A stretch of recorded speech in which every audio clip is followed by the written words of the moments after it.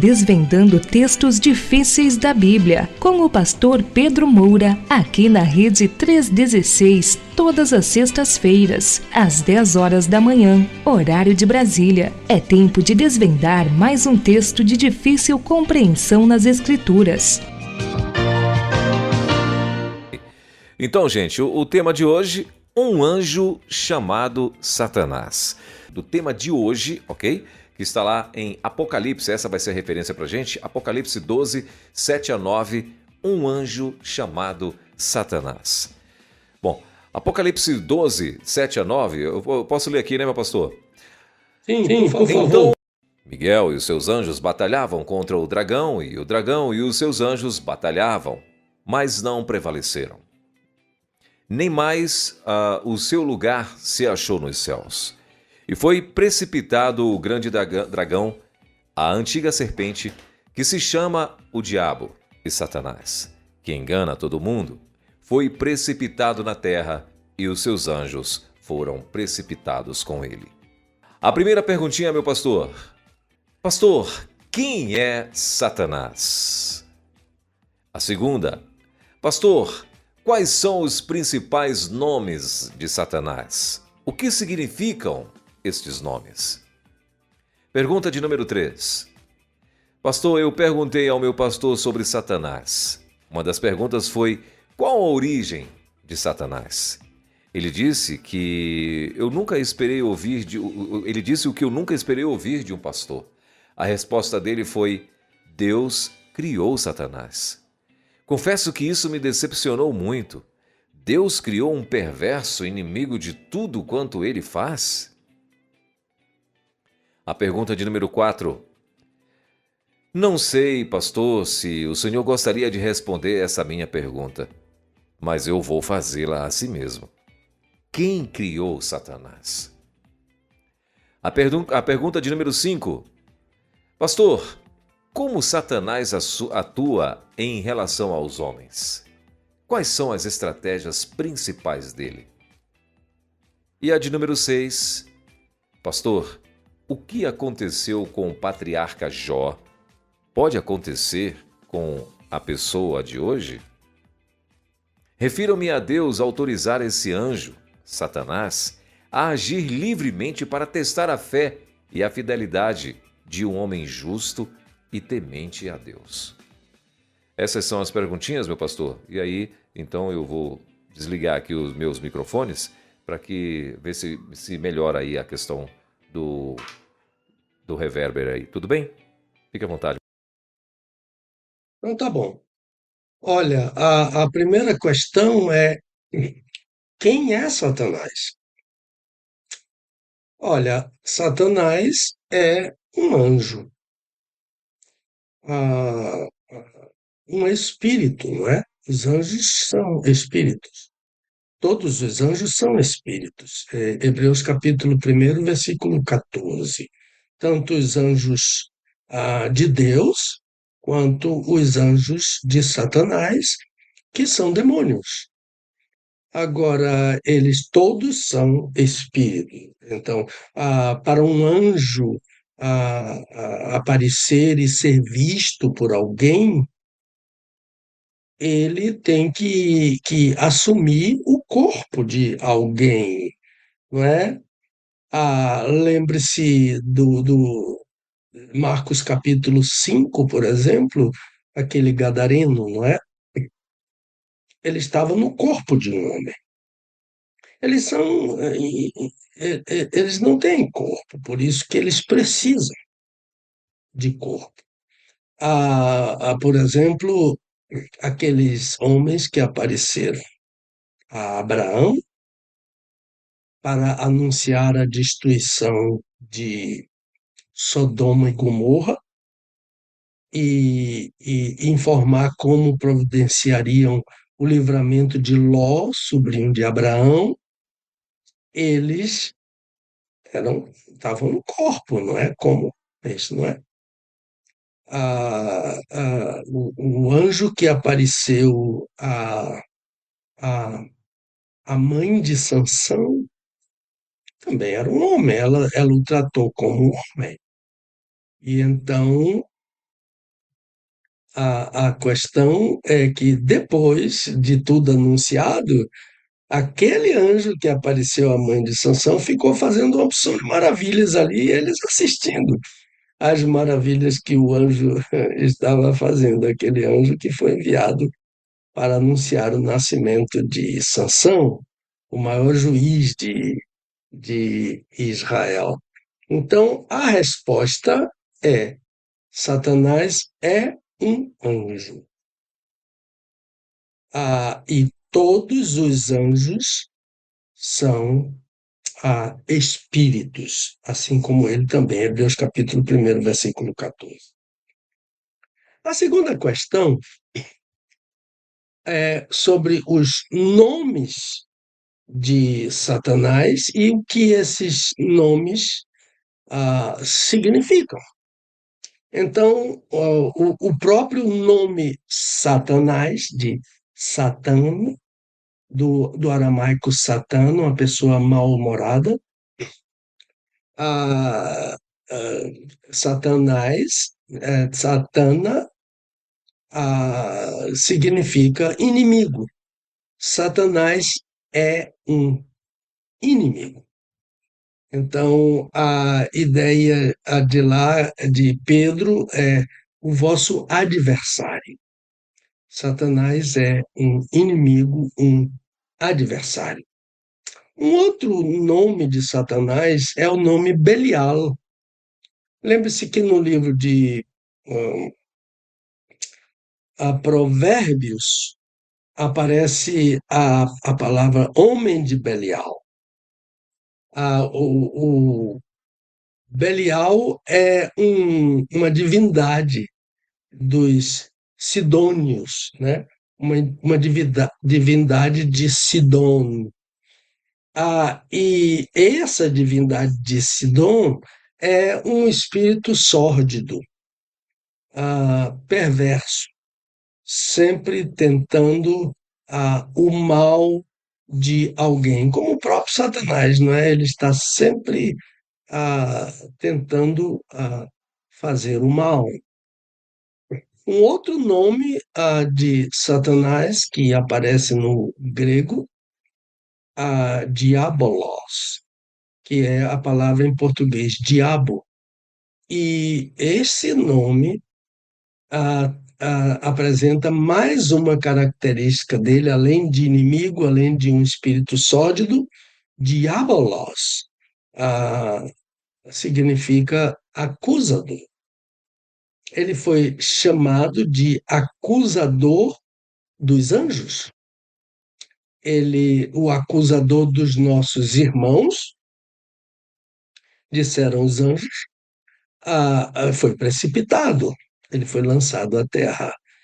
E aqui na terra ele continua a sua tarefa de acusador. Lembre-se que ele acusou Jó diante de Deus injustamente, acusou injustamente. Jó, ele acusa. Ele está sempre pronto para dizer a Deus coisas ruins sobre os filhos de Deus. Ele é o diabolos, é o acusador. Um outro nome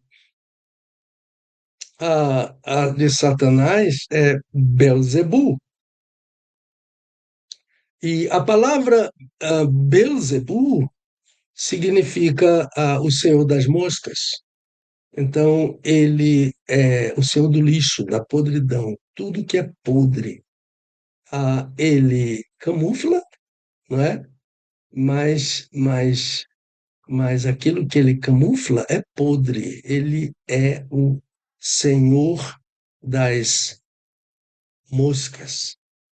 Um outro nome de Satanás é tentador.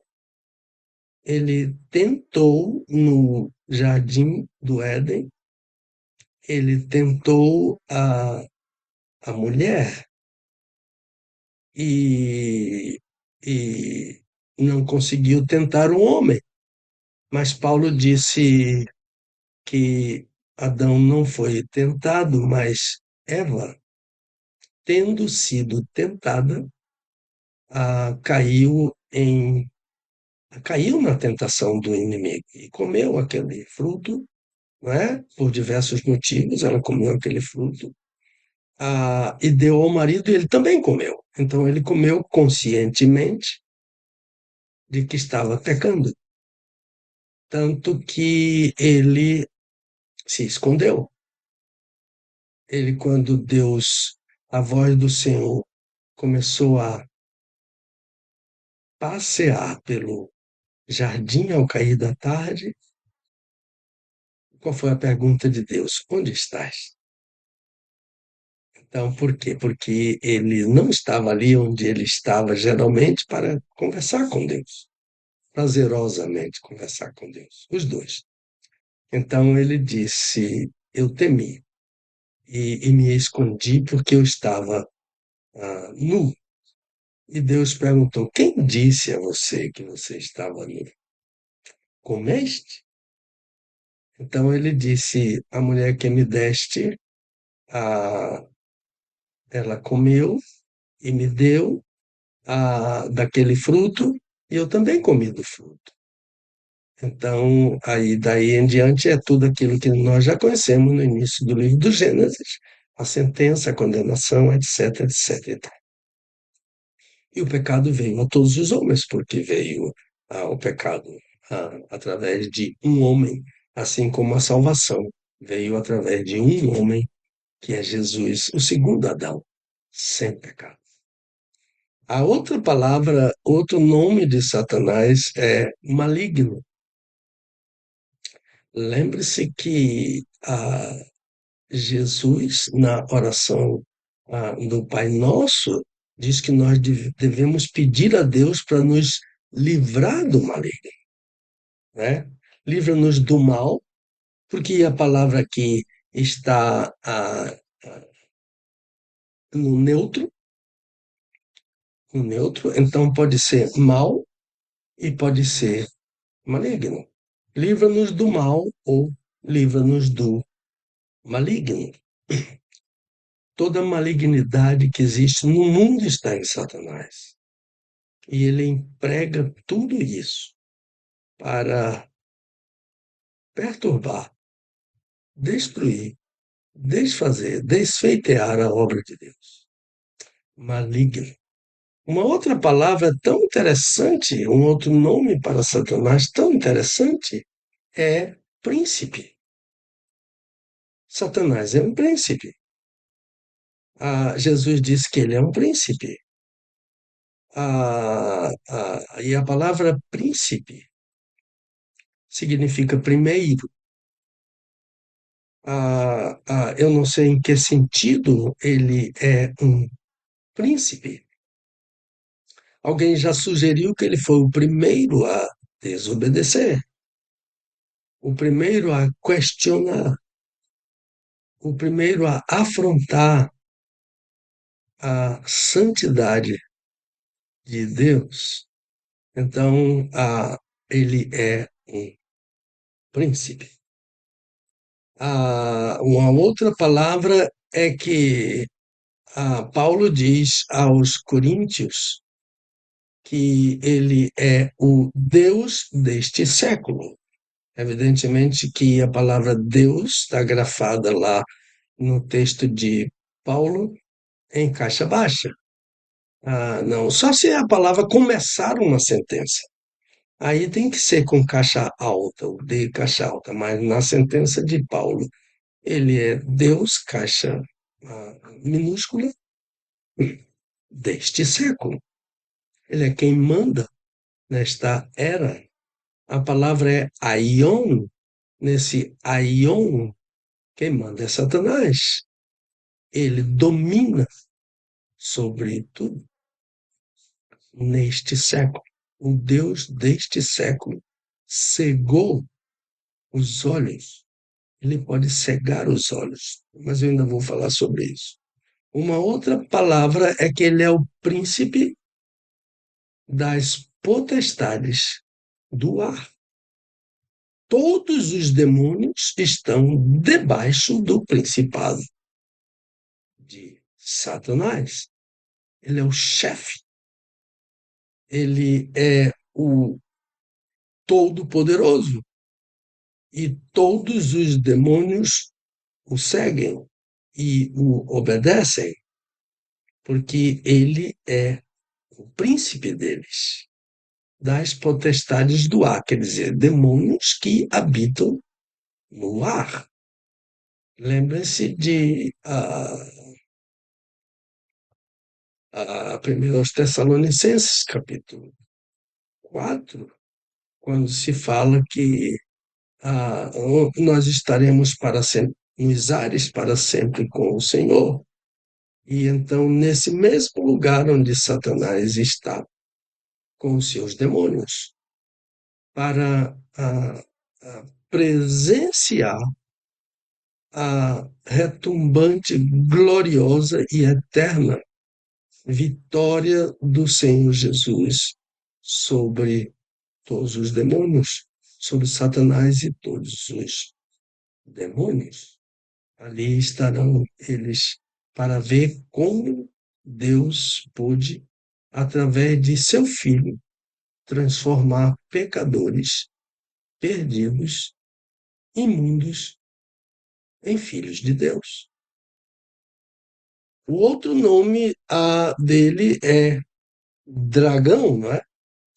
Ele é um, ele é um dragão, Satanás é um dragão. É um dos nomes dele ah, que, que, que representa um animal terrível, não é? Ah, que mata qualquer outro animal porque ele tem veneno na sua língua, na sua mandíbula, e então Satanás pode matar com o veneno do pecado, o veneno que lhe é característico, ele é um dragão. A outra palavra o outro nome de Satanás é serpente. Ele é tratado como a antiga serpente, que é um animal bonito, que é um animal que sabe se esconder, camuflar e aparecer de repente para morder e matar. A outro nome dado por ladrão, ele diz que Satanás é um ladrão, ele rouba as consciências, ele rouba o que não lhe pertence. Jesus disse que ele vem para matar e para destruir. Ele se opõe a Jesus, em que Jesus, enquanto Jesus salva, ele destrói.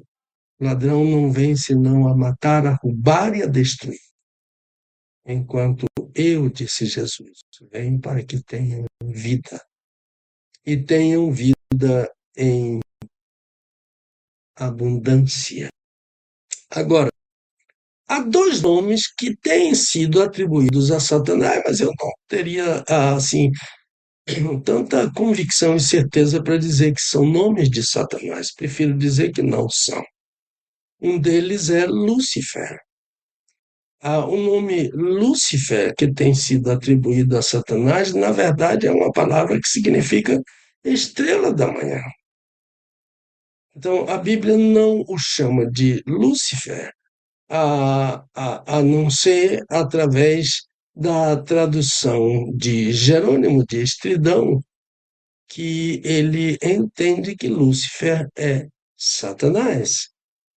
Mas Lúcifer é a estrela da manhã, a estrela da alva. E o Senhor Jesus disse que ele é a brilhante estrela da manhã. O Senhor Jesus é a estrela da manhã, não Satanás. O outro nome é querubim da guarda, que eu também não sei se este nome é uma designação de Satanás, mas é uma designação ah, do rei de Tiro, que é uma passagem que está no Antigo Testamento a propósito desse rei, que foi chamado de querubim da guarda. Eu não sei se seria uma atribuição a Satanás naquela passagem. A outra questão é assim, pastor, eu perguntei a meu pastor sobre Satanás. Uma das perguntas foi: qual a origem de Satanás? O pastor disse para ele que algo que ele nunca esperou ouvir de um pastor. A resposta dele foi: Deus criou Satanás. Eu confesso que isso me decepcionou muito, diz o irmão. O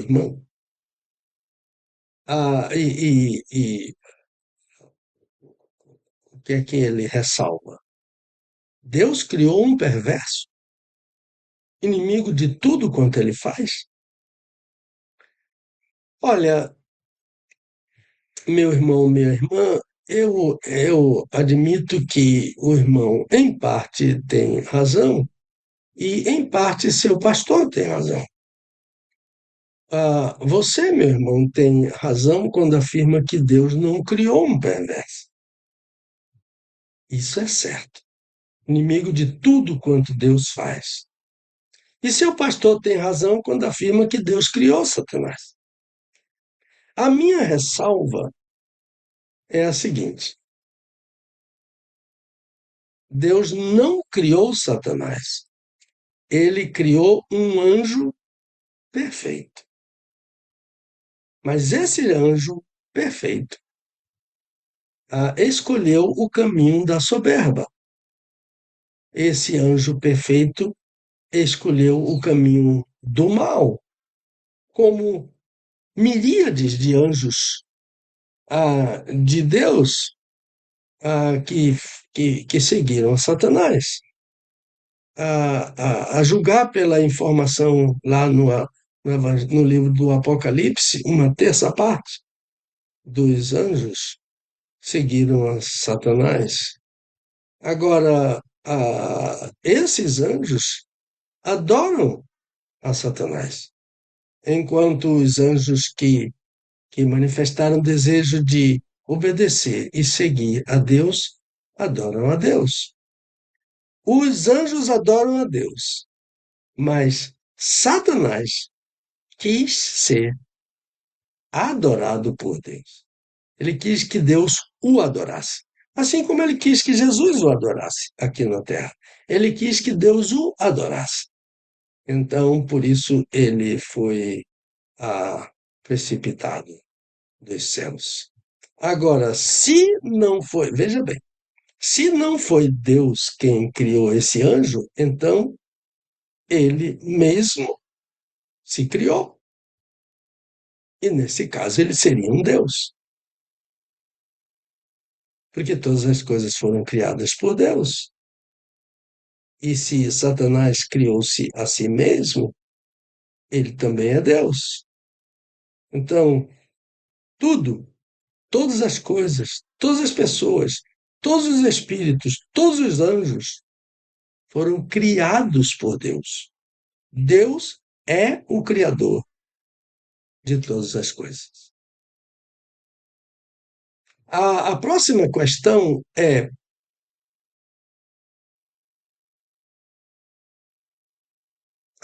não sei, pastor, se eu gostaria de responder a essa minha pergunta a si mesmo. Quem criou? Já respondi, né? Lembre-se que eu disse, não criou ele criou um anjo perfeito. Todos os anjos foram criados por Deus. Alguns se rebelaram contra ele. e se tornaram demônios. Então a resposta é: Deus criou um anjo, e esse anjo tornou-se Satanás. Por quê? Porque quis ser adorado por Deus. Nisso se constituiu inimigo de Deus. Satanás significa inimigo. Ele é inimigo de Deus e nosso inimigo. Mais uma questão. Pastor, como Satanás atua em relação aos homens? Quais são as estratégias principais de Satanás? A primeira coisa que eu preciso dizer é que a arma principal de Satanás é o engano. Apocalipse 12 diz que ele engana todo mundo. A principal arma dele é o engano. Agora, voltando à questão, quais são as estratégias, em vez de estratégias, eu preferia usar a expressão princípios operacionais. Quais são os princípios operacionais de Satanás para manter o seu reino? Ele precisa manter o seu reino. Então, os princípios operacionais dele, primeiro, eu diria que no Jardim do Éden, não é? O desejo de ter, o fascínio pelo poder, orgulho de ser igual a Deus. Ele impingiu isso no casal no Éden. Lá no.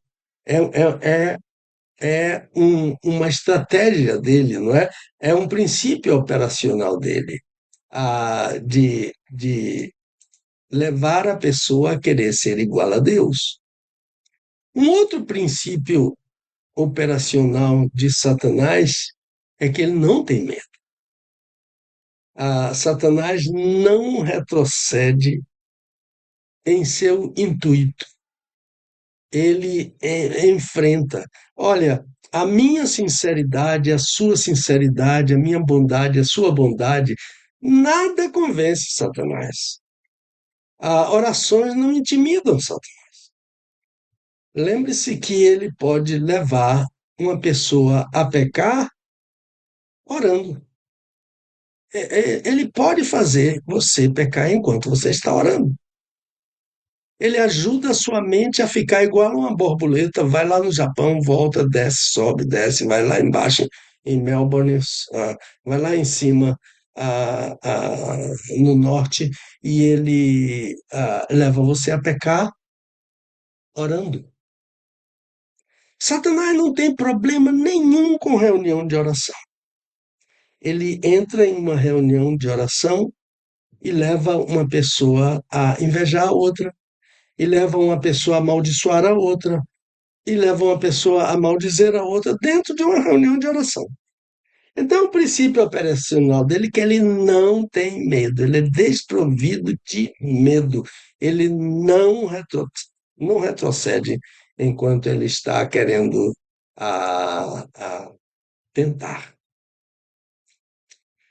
Há uma outra estratégia de Satanás, um outro princípio operacional de Satanás, é que ele pode se transformar em anjo de luz. E lembre-se, anjo de luz é o anjo que traz a palavra de Deus. Então, ele conhece tudo, ele conhece os originais da Bíblia, ele sabe interpretar tudo quanto está nos originais, ele interpreta com mais eloquência do que nós, os originais da Bíblia. Ele não tem nenhum impedimento sobre isso. Então, para isso, ele se transforma em anjo de luz, o anjo que traz a palavra de Deus.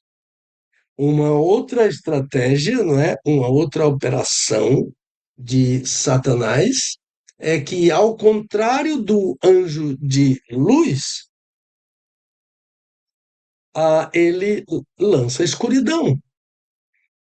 Nessa hora das trevas, Jesus falou lá no Getsemane, essa é a hora e o poder das trevas. O que é que Jesus está dizendo? É a hora em que Satanás está lançando escuridão. E o que foi que aconteceu nessa hora das trevas? Judas negou, Judas traiu, o Senhor entregou o Senhor, recebeu dinheiro para trair o seu mestre. O que foi que aconteceu com os apóstolos? Eles ficaram perdidos, sem entender nada que estava acontecendo, fugindo, correndo daquela situação, por causa da hora das trevas, lá no Getsemane. O que mais que aconteceu?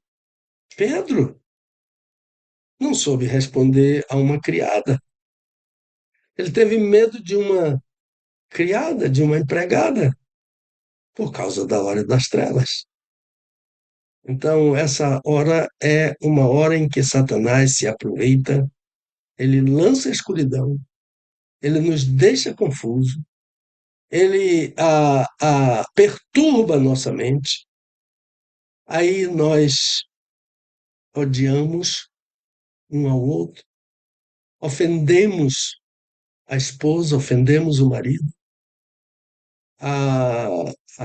queremos bater, matar, queremos responder à altura o mal que nos foi feito, queremos destruir o próprio casamento.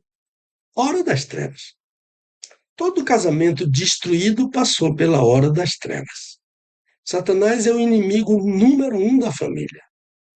Ele quer destruir a família porque ele sabe que a família é a base. A igreja está cheia de famílias e ele quer destruir a família. Todo casamento que está destruído passou pela hora das trevas. Ou um mais, outro menos, o marido mais, o outro menos, a esposa menos, a esposa mais, o marido menos. Aquele que diz, não dá mais, eu quero me separar de você. Ou já tem outra pessoa no pedaço, a, a, é a hora das trevas. É um casamento que está passando pela hora das trevas e Satanás está dizendo, olhe para essa outra pessoa, que vai ser muito melhor para você. Você vai voltar a viver. Agora você vai viver tudo quanto você tem direito. Hora das trevas. Satanás faz muita destruição na hora das trevas. O que mais Satanás faz? Está em 2 Coríntios 4:4. Ele cega o entendimento. Ele coordena o seu entendimento para você dizer que o escuro é claro, o claro é escuro, o bem é mal, o mal é bem. Cega o entendimento. E ele não pode ver a luz da glória do Filho de Deus, revelada no Filho de Deus. Uma outra estratégia de Satanás, um outro princípio operacional de Satanás é a sua luta para manter uma comunidade de cegos. Cegos. Gente que precisa ser guiada pela mão de outra pessoa. E Satanás é perito nisso. Lá em Efésios capítulo 2, de 1 a 3, Há uma fila. Todos que estão nesta fila estão seguindo a Satanás. São cegos. Estão seguindo a Satanás. E ele está levando todas essas pessoas para o lugar que ele quer levar. Então, há uma comunidade de cegos, gente que precisa da mão de alguém para caminhar. Aí ele se sobrepõe sobre todos quantos estão debaixo, a, a, levados por sua mão. Eu lembro de uma história de um jovem que chegou a uma comunidade de pessoas cegas. Todas as pessoas naquela comunidade eram cegos. Mas ele tinha vista. Então, ele viu uma moça daquela comunidade e apaixonou-se por aquela moça. Era uma menina linda, mas era cega. Então, ele pediu-a em casamento, mas o pai disse: Eu lhe dou a minha filha em casamento, mas sob uma condição. Para você casar com ela, você terá que perder os dois olhos. É isso que Satanás quer, cegar os seus olhos, para guiar você para o caminho ah, que, que ele quer levar você. Um outro princípio operacional de Satanás é que ele não se interessa por outras verdades criadas por Deus. Evidentemente que ele usa essas verdades dentro da universidade. Quantas verdades criadas por Deus? A ciência, a nobreza, a grandeza da ciência, todos os elementos que existem na Terra, criados por Deus. Evidentemente que ele usa isso para seus propósitos, mas a verdade que, que Satanás tem maior interesse é a verdade sobre a salvação. A verdade que ele combate com prioridade é a verdade da salvação. Deus veio ao mundo para salvar os pecadores. Esta é uma palavra fiel, digna de toda aceitação, que Cristo Jesus veio ao mundo para salvar os pecadores. Essa é a grande mensagem do Natal, que não interessa a Satanás. A mensagem que interessa a Satanás no Natal é Papai Noel, é presentes, é comida. Essa é a verdade que interessa a Satanás no Natal. Mas a verdade do Natal é: Cristo Jesus veio ao mundo para salvar os pecadores. E Paulo disse: dos quais eu sou o principal. Então, a verdade que Satanás quer combater é a verdade da salvação. E as outras verdades não são prioridade para ele, mas ele usa tudo isso para, para seus fins, para seu próprio endereço. Uma outra Um outro princípio operacional de Satanás é que ele usa ciladas. Ele é um espírito armado com ciladas. Pedro, queria dissuadir o Senhor Jesus de ir ao Calvário. Quem é que estava por trás de Pedro?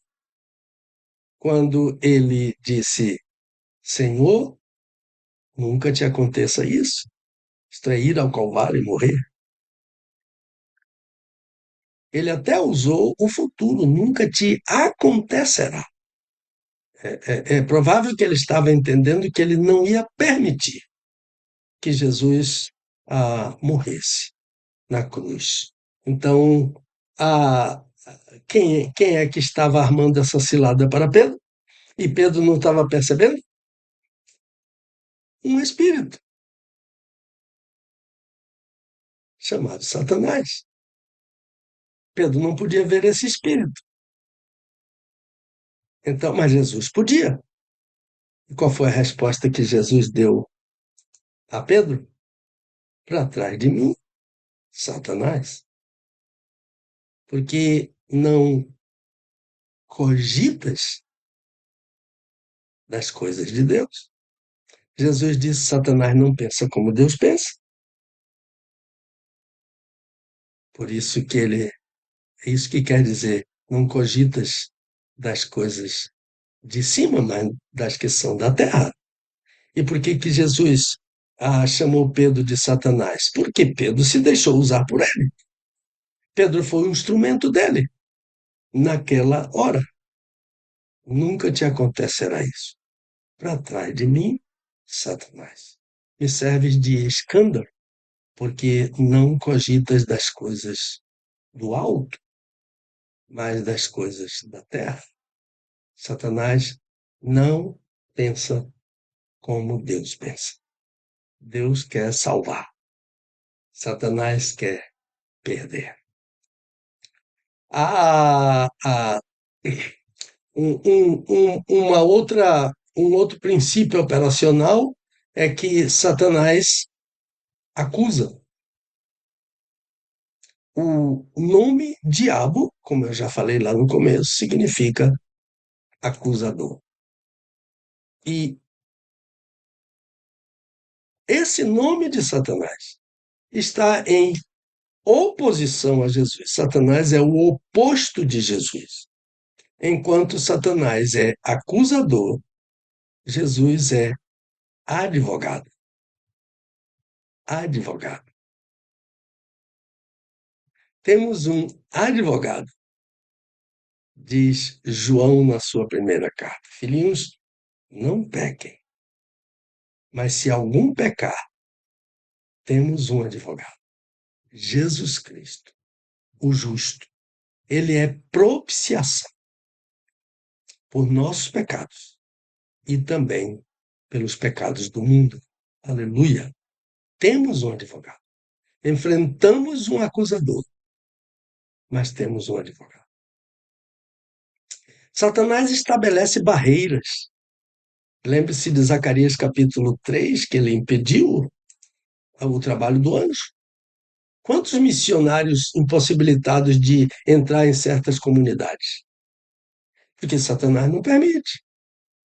Aqui no Brasil, quantas vezes pastor Gunther e dona Wanda Krieger, professora Wanda Krieger, quantas vezes eles foram impedidos pela FUNAI de entrar na tribo? Quem impediu? O índio? Satanás. Satanás usou a FUNAI para impedir que eles entrassem. Satanás impõe barreiras. Aí eu citei Zacarias capítulo 3, versículo 1, olha aqui.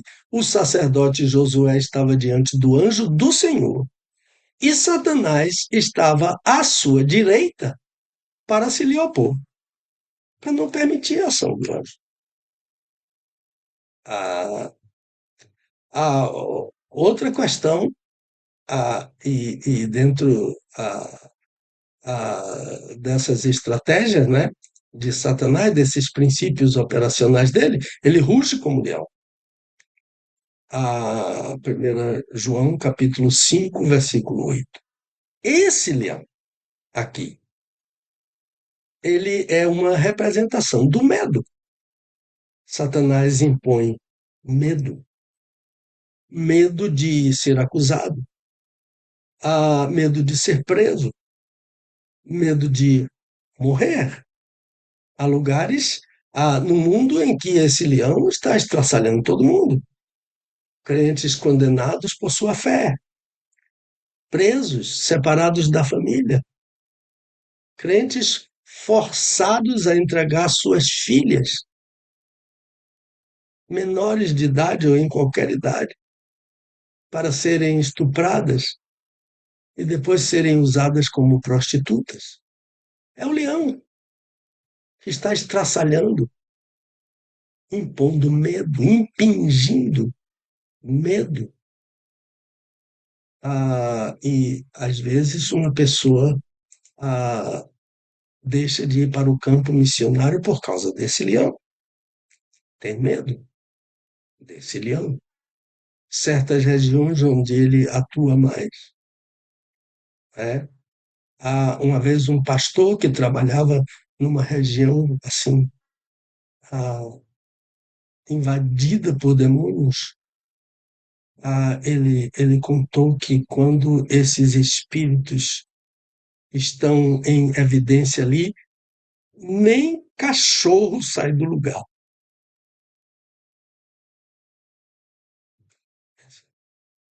Medo. É o leão que usa o medo para destruir. Satanás também usa ah, um, um, um, uma estratégia, ah, um princípio operacional ameaçando com doenças. Eu não posso dizer, nem devo, nem creio que toda doença vem de Satanás, mas há doenças que vêm de Satanás. Por exemplo, em Lucas capítulo 13, versículo 16, Jesus curou na sinagoga uma mulher encurvada. E o que foi que Jesus disse quando os líderes judeus censuraram porque ele a curou em um dia de sábado? Ele disse: esta filha de Abraão, Satanás estava prendendo-a há 18 anos. Mas para aqueles sabadeiros, um dia mais com o diabo, um dia menos, não fazia diferença nenhuma. Jesus Cristo disse, o Senhor Jesus disse que aquilo era dureza de coração. O dia do sábado mais importante do que o homem. Isso é dureza de coração. O sábado foi feito por causa do homem, disse Jesus. Então, Jesus disse, é lícito fazer o bem no sábado. Então, ele não ia deixar aquela mulher mais um dia escravizada por Satanás. Jesus usou a expressão presa. Satanás impõe prisão.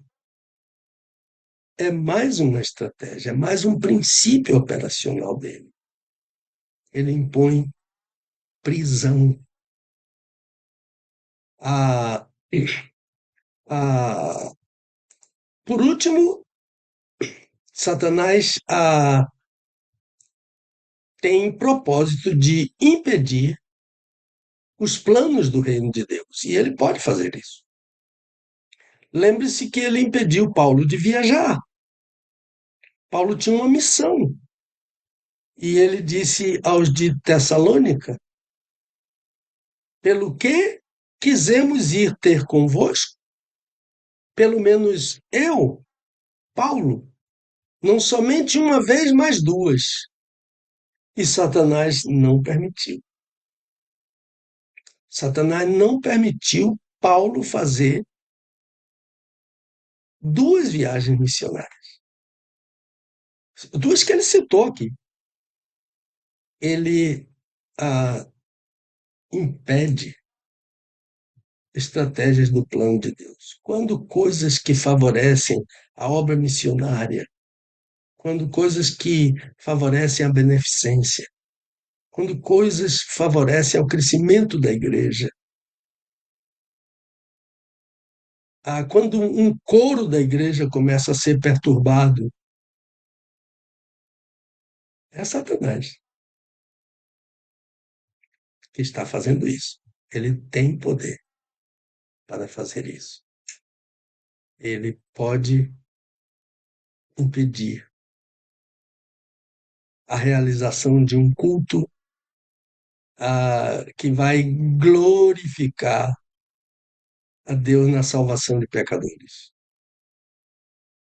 Ele pode, como um grupo que estava realizando um ar livre numa região muito fria do sul do Brasil, e de repente, do nada, um temporal com um granizo desbaratou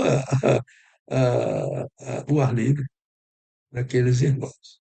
Ele pode mandar uma chuva torrencial para impedir seu carro de fazer uma viagem para o interior, ficar alagado no meio da água e você não poder chegar ao local onde você ia pregar o evangelho. Satanás fez isso com Paulo, o apóstolo.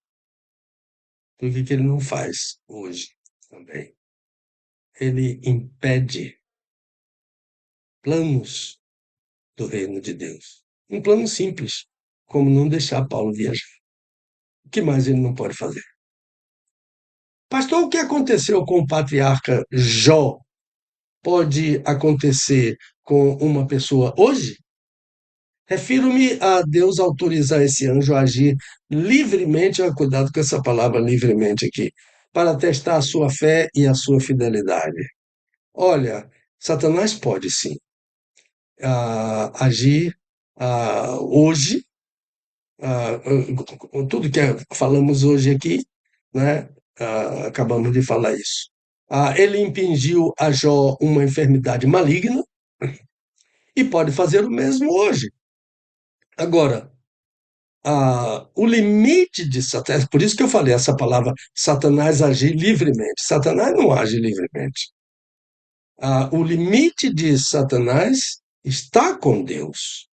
Assim como Deus estabeleceu o que ele podia fazer e o que ele não podia fazer a Jó, ele faz hoje a mesma coisa com Satanás. Ele não permitiu que Jó matasse Satanás, senão ele teria matado. Ele permitiu que Jó matasse os filhos que Satanás matasse os filhos de Jó. E ele matou na hora. Mas ele não permitiu que Satanás matasse a Jó, nem a esposa de Jó. Esses dois não foram mortos por Satanás. Porque o limite de Satanás está na mão de Deus. Ou como diz aquele grande pregador americano, Dr.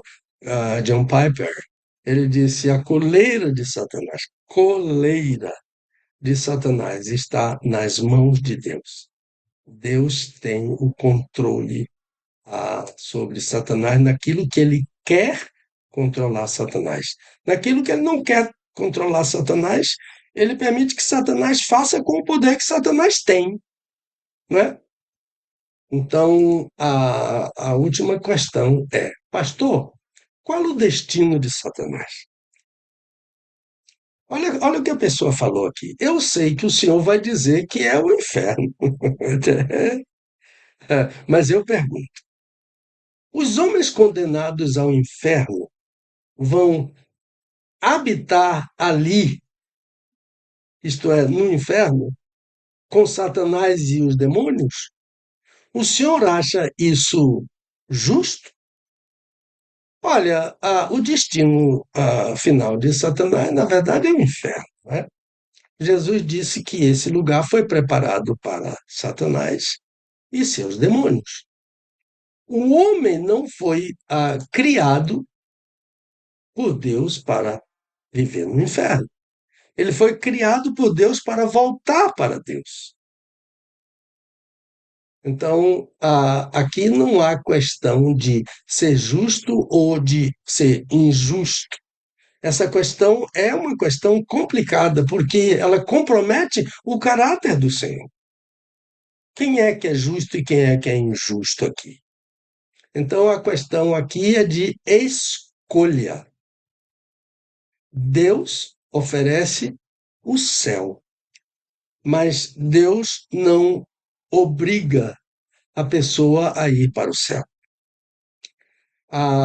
Jesus morreu para nos levar para o céu, mas a pessoa não é obrigada a ir para o céu. Então, rejeitar o céu é escolher o inferno. Ir para o inferno é uma escolha de quem rejeita o céu. São os dois únicos lugares. A semana passada falamos sobre um outro lugar chamado purgatório, mas este lugar é falso. Esse lugar não existe. Esse lugar foi criado pela Igreja Romana. E se existe purgatório, não tem necessidade de haver inferno. Porque se a pessoa purga todos os seus pecados no purgatório, para que ir para o inferno? Vai direto para o céu. Então, o purgatório desacredita, desinstala o inferno. Mas Jesus não falou em purgatório. Purgatório é criação humana, criação da Igreja Católica. É um lugar falso, inexistente. Então, só há céu e inferno. Céu é escolha. Inferno também é escolha. Quem rejeita a salvação em Jesus escolhe o inferno. Quem aceita a salvação em Jesus escolhe o céu. Finalmente, pastor, o senhor falou em julgamento do trono branco. Poderia explicar melhor o que é isso? Quando vai acontecer? Como será esse julgamento? Olha, veja bem. Esse lugar na Bíblia é chamado de grande trono branco. Diante desse lugar, todos os seres humanos estarão presentes para serem julgados. Acontecerá depois da segunda vinda de Jesus Cristo ao mundo. Ele se assentará no tribunal da sua glória. E no livro do Apocalipse está a explicação que eu vou ler aqui para vocês e encerrar a minha participação. João, o apóstolo, revelou: e vi um grande trono branco e o que estava assentado sobre ele, de cuja presença fugiram a terra e o céu, e não foi achado lugar para eles. E vi os mortos, grandes e pequenos, em pé diante do trono. E abriram-se uns livros, e abriu-se o outro livro, que é o livro da vida, e os mortos foram julgados pelas coisas que estavam escritas nos livros, segundo as suas obras. E todo aquele que não foi achado inscrito no livro da vida foi lançado no lago de fogo. O trono branco vai condenar as pessoas que rejeitaram a salvação em Jesus Cristo ao lago de fogo, que é o inferno. Olha, quem mais falou sobre o inferno foi Jesus. Estou concluindo. E ele disse: não vá para lá. Lá é lugar de pranto e ranger de dentes. Lá é lugar de companhia de demônios. Lá é um lugar eterno, em uma tribulação que nunca acaba. Deus abençoe você, meu irmão, minha irmã. Todos os meus queridos ouvintes no Brasil e fora do Brasil. Em nome do Senhor Jesus, tenham uma abençoada e especial final de semana. Abraço, pastor Welber. Devolvo a palavra para o irmão. Chamado Satanás. Tá me ouvindo, pastor? Não tá me ouvindo? Agora sim. Ok. Eu acho que era a central lá que estava com o microfone mutado. Bom, então o que eu estava dizendo é 12:05 em Brasília E nós estamos com o nosso Desvendando Versículos Difíceis da Bíblia.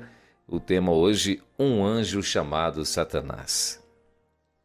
O senhor quer concluir, pastor? Já concluiu? Já terminou tudo? Eu já concluí, mas agora eu gostaria de dizer que na próxima semana eu vou preferir repetir as questões passadas. Tem um depoimento muito interessante de uma médica sobre a doutora Carla. a- Ela é baiana, mas ela vive lá em Florianópolis, e os pais dela e a família dela vivem aqui em Salvador. Essa querida médica, ela se dispôs a falar sobre o seu bebê que nasceu e passou uns dias com ela e depois foi levado pelo Senhor. É muito importante o que ela escreveu. Ela escreveu isso e eu gostaria que na próxima semana a gente tratasse desses assuntos que não tratamos hoje, para a gente não perder essa importante a palavra dessa médica, doutora Carla. Muito bem, agora são 12 horas e 6 minutinhos, então, ó, semana que vem, imperdível, né? Hoje nós tivemos aqui um imprevisto, não deu pra gente começar o programa na hora certa, conseguimos resolver tudo aqui, já era por volta das 11 horas, por isso nós não trouxemos as perguntas do programa anterior. Mas na semana que vem as perguntinhas virão, né? Inclusive o depoimento da doutora Carla, né? Que está lá em Florianópolis. Então a gente vai estar ouvindo, né, esse depoimento, o texto, na verdade. A gente vai ler o texto que ela enviou para a gente aqui. Bom, 12:07, semana que vem, o senhor sabe qual que é o assunto, meu pastor? Tá sabendo já, não? Eu falei isso hoje. Aham. Deixa eu ver aqui. É sobre Apocalipse 19, o cavaleiro no cavalo branco. Hoje Satanás, hoje sobre Satanás, na próxima semana sobre esse cavaleiro glorioso. Do Cavalo Branco. Top demais. Inclusive tem polêmicas, né, a respeito desse cavaleiro, a respeito da tatuagem, pessoal querendo justificar. Já chegou isso pro senhor, pastor? Já sim. E, né? Então, o pessoal querendo justificar tatuagens e tal, porque tá na coxa escrito de cavaleiro e nananã, e por aí vai. Bom, mas semana que vem, né, a gente vai estar aí, claro, de volta com mais um Desvendando Versículos Difíceis da Bíblia. Pastorzão, obrigado, bom almoço, bom fim de semana, Deus continue te abençoando, forte abraço, nossa querida irmã Dulce, e até sexta-feira, se Deus quiser. Comeu uma comidinha de azeite hoje com camarão. Eu não lhe convido porque você não quer. Pastor, não fala um negócio desse não, meu pastor. Jesus. Vatapá, caruru. Eita, nós. Mas você de vez em quando fala lá naquela tigela de açaí, não é? Que é a E minha fala também naquela. tacacá. Eu esqueço o nome. Tacacá. Eu e a Dulce caímos para dentro do tacacá, que foi uma maravilha. Mas que top. É lá em Belém, viu? Top. E também em Manaus. É isso, Em Manaus. Manaus foi melhor porque foi uma família que fez pra gente. E em Belém a gente comeu na rua, entendeu? Tava gostoso, mas que a família fez estava muito melhor. Pastor, Eu comia assim pela beiradinha para não acabar. Belém, pastor, eles estão lançando, estão assim inaugurando lá vários restaurantes com comidas típicas, aí feito de uma forma mais requintada, sabe? Meu Deus do céu, eu não vejo a hora de ir nesses restaurantes, viu? São vários, né? Tem lá o Point do Tacacá, tem o Point, acho que Point do Pará, mas é um monte de restaurante. Aí tem um restaurante lá que eles servem rodízios de comidas típicas do Pará, entende? Aí a maniçoba, o tacacá, açaí, né, com peixe, né, com o charque, carne de sol, aí a farinha, que eles chamam lá a farinha da baguda, né, ou então a farinha de tapioca, que é aquela levinha, né? Então tudo isso tem nesses restaurantes e o primeiro que eu quero ir é nesse a rodízio. Esse restaurante a rodízio lá de comidas típicas deve ser top. E aí feito por chefes, né? Implementado ali por chefes as comidas. Aí é outro patamar, né? Eu tive a oportunidade de ir com a minha esposa lá em Belém, nas Docas, tinha um restaurante, não sei se ainda tem, e nós comemos um pato no tucupi feito por um chefe. Eita, o cara... O tucupi é aquele caldo amarelo, né? Do tacacá, aquele caldo amarelo do tacacá, isso.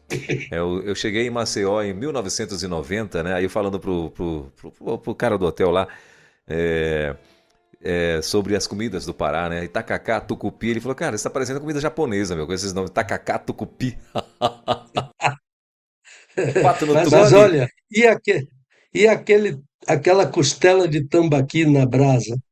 Exatamente, isso também serve lá nesses restaurantes. Costela de tambaqui na brasa.